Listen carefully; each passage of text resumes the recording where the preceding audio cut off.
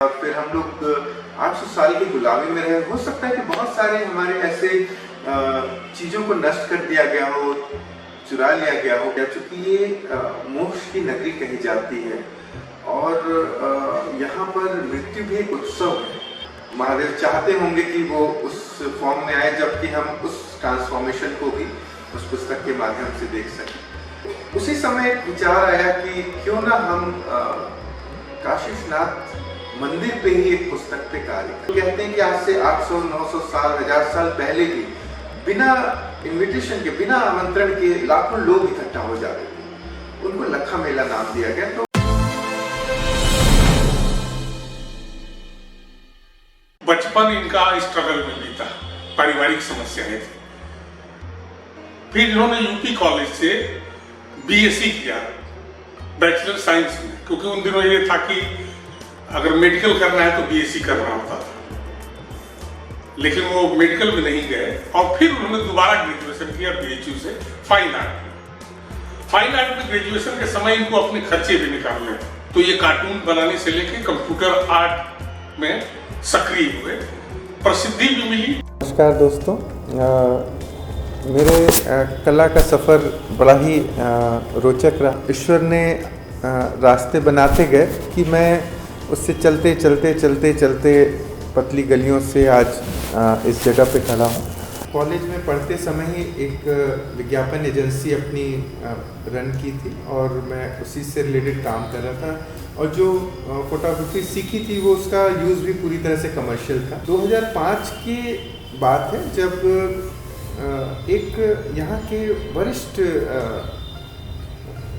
Guide तरुण कांति बसु जी मेरे संपर्क में आए और वो अपनी एक टेक्स्ट बुक को जो बनारस से संबंधित थी उसको कॉफ़ी टेबल बुक में कन्वर्ट करना चाहते थे। तो उसके लिए उन्होंने मुझसे संपर्क किया। चूँकि मेरे लिए इस शहर में रहते हुए भी एक बड़ा ही अलग सा विषय था, क्योंकि उन्होंने अपने चैप्टर्स में एक तरह से पूरे बनारस को समाहित कर लिया था। यहाँ के तीज त्यौहार को, यहाँ के दिवालियों को, यहाँ के घाटों को, यहाँ के जो भी मैन्युफैक्चरर्स हैं, खाने पीने से संबंधित हवेलियाँ हैं, जो भी बनारस के विषय हैं, एक संक्षेप में उन्होंने पूरा बनारस के विषयों को कवर किया था। तो मुझे लगा कि अगर मैं इस पे काम कर रहा हूँ तो इसमें से बहुत सारे तो विषय ऐसे हैं जिनको मैंने कभी खींचा ही नहीं, कभी उस तरफ तो ध्यान ही नहीं गया। तो मैंने उनसे 2 साल का समय लिया। उस जगह से मैंने बनारस को एक अलग नज़रिए से देखना और खींचना शुरू किया। वो बहुत ही रोचक था और वो 2007 में वो पहली पुस्तक पब्लिश हुई। लेकिन मुझे लगा कि मैं जिस यंत्र का इस्तेमाल कर रहा हूँ, जो कैमरा मैं इस्तेमाल कर रहा हूँ, यही दुनिया का एक मात्र ऐसी डिवाइस है जो समय को कैद कर सकती है, जो टाइम को कैप्चर कर सकती है। मैंने इसी पर्सपेक्टिव में फिर कैमरे को इस्तेमाल करना आरंभ किया और मुझे उद्देश्य नहीं पता था कि मैं इन फोटोग्राफ्स का क्या करूँगा। मुझे बस क्लिक करना था। मुझे लग रहा था कि जो भी परिवर्तन हो रहा है उसको मैं कैद कर चलूँ। धीरे धीरे ये सिलसिला जारी रहा और आज से लगभग 8-9 साल पहले 2014 के करीब मुझे कुछ ऐसा विषय मिला जिसमें कि मुझे बनारस से संबंधित कुछ कंटेंट की ज़रूरत थी। उसके लिए मैंने जो भी यहाँ के लाइब्रेरीज से लेकर, इंटरनेट से लेकर हर पॉसिबल जगहों पर ढूंढा। लेकिन मुझे बड़ा आश्चर्य हुआ कि एक ऐसा नगर जिसको इतिहास से भी पुराना कहा जाता है, उसका कभी सही तरह से इतिहास लिखा ही नहीं गया, या लिखा गया तो आज उपलब्ध नहीं है। जिस भी कारण से जो हम लोग का एक 100 ईयर्स का एक ऐसा फेज़ रहा जिसमें आक्रांता आए और फिर हम लोग 800 साल की गुलामी में रहे। हो सकता है कि बहुत सारे हमारे ऐसे चीज़ों को नष्ट कर दिया गया हो, चुरा लिया गया हो। आज के समय में एक आश्चर्य था कि काशी से संबंधित कंटेंट बहुत ही कम मात्रा में था और जब मुझे लगा कि शायद मैं जो कार्य कर रहा हूँ, अगर मैं उसका इस्तेमाल काशी के इतिहास को आगे की पीढ़ियों को बताने के लिए करूँ तो ये एक सार्थक कार्य होगा। और देखा कि बहुत सारे ऐसे महत्वपूर्ण विषय थे जिनसे संबंधित किसी भी रूप में कोई पुस्तकें नहीं थी। सबसे पहला जो मैंने कार्य आरंभ किया, चूँकि ये मोक्ष की नगरी कही जाती है और यहाँ पर मृत्यु भी एक उत्सव है, लेकिन उससे संबंधित कोई भी पुस्तक ऐसी नहीं मिली जो कि इस पर्सपेक्टिव से काशी को दिखाती हो या देखती हो।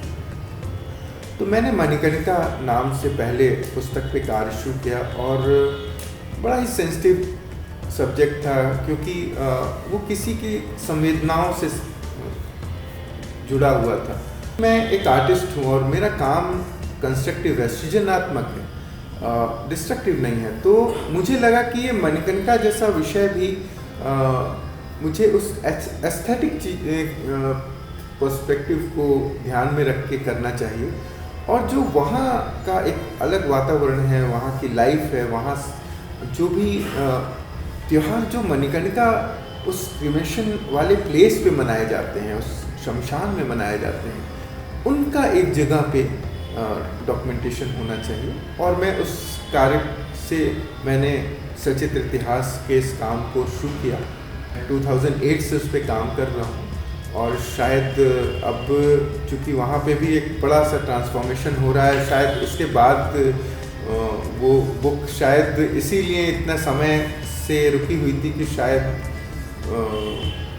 महादेव चाहते होंगे कि वो उस फॉर्म में आए, जबकि हम उस ट्रांसफॉर्मेशन को भी उस पुस्तक के माध्यम से देख सकें। प्रमुख ज्योतिर्लिंग में बाबा विश्वनाथ का ज्योतिर्लिंग है, लेकिन उससे संबंधित भी कोई पुस्तक नहीं थी किसी भी रूप में। कुछ ऐसा अवसर मिला कि यहाँ पे कमिश्नर थे नितिन रमेश गोकर्ण सर, और हम लोग ऐसे बैठे थे और किसी विषय पे चर्चा हो रही थी और काशी विश्वनाथ से संबंधित एक कैलेंडर पे हम लोग कार्य कर रहे थे, जो कि मेरे ख्याल से अपने आप में एक वहाँ का पहला उस तरह का सचित्र कैलेंडर था। तो उसी समय एक विचार आया कि क्यों ना हम काशी विश्वनाथ मंदिर पे ही एक पुस्तक पे कार्य करें। तब तक कॉरिडोर जो अभी विश्वनाथ धाम बना है उसकी कोई परिकल्पना ऐसी नहीं थी कि ऐसा भी कुछ आने वाले समय में होगा। 2015 और 17 में ये दोनों पुस्तकें पब्लिश हुई और फिर 2018 में एक ये प्लान आया जो कि उस पूरे क्षेत्र को काशी विश्वनाथ धाम के रूप में विकसित करने का था। तो आज के समय में जो काशी विश्वनाथ पे हम लोग की प्रकाशित पुस्तक है जिसका शीर्षक भज विश्वनाथम है, वो कह सकते हैं कि पहली और अकेली एक ऐसी पुस्तक है जिसमें कि हम विश्वनाथ धाम से पहले के मंदिर और वहाँ के मनाए जाने वाले उत्सवों को, वहाँ के विग्रहों को देख सकते हैं। अब जो अभी का इस जो परिवर्तन हुआ है उस पर भी पुस्तक पे कार्य चल रहा है, जो कि अतिशीघ्र सबके सामने होगी। सोच ये है कि ये जो भी डॉक्यूमेंटेशन हो रहे हैं जो अलग अलग विषयों पे हैं, जैसे कि एक मेरी पुस्तक जो सबसे अंतिम पुस्तक आई वो काशी के फेयर्स एंड फेस्टिवल पे है, और यहाँ पे एक लखा मेला एक अलग ही तरह का उत्सवों की एक श्रृंखला है, जहाँ पर लोग कहते हैं कि आज से 800, 900 साल, 1000 साल पहले भी बिना इनविटेशन के, बिना आमंत्रण के लाखों लोग इकट्ठा हो जाते थे।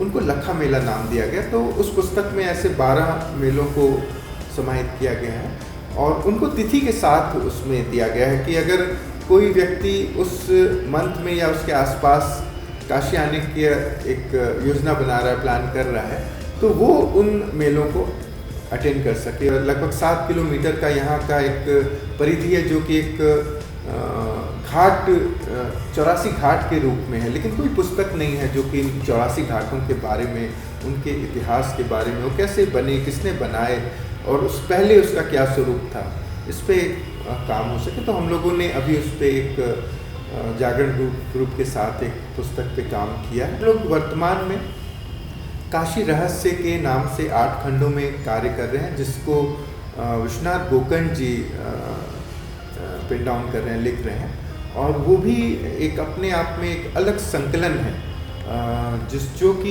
यहाँ के ऐसे देवालयों के बारे में लोगों को बताएगा जो जिनके बारे में यहाँ रहने वाले भी कम जानते हैं या नहीं जानते हैं। और उन 8 खंडों को हम लोगों ने 3 खंड, शिव खंड, फिर विष्णु खंड, आदित्य खंड, विनायक खंड, शक्ति खंड, ऐसे करके अलग अलग खंडों में उसको विभाजित किया है। फिर सोच ये है कि आने वाली पीढ़ी आज के बदलते बनारस पे अगर कोई जानना चाहे या इस पर शोध करना चाहे, तो ये एक तरह से हम लोग सिर्फ एक विषय स्थापना कर रहे हैं, उनको विषय दे रहे हैं जिसपे कि वो और डिटेल में और उस पर अंदर जाके काम कर सकते हैं। और जो मेरा 2004-05 से बनारस को देखने और उसको क्लिक करने का सिलसिला शुरू किया, वो आज तक जारी है, और मेरे पास 10 लाख से ज़्यादा छायाचित्रों का संकलन है, जिसको लेकर मैं एक दस्तावेज का काम कर रहा हूँ। धन्यवाद आपका। और जो अगली आपकी पुस्तक आएगी जिसके बारे में आपने चर्चा किया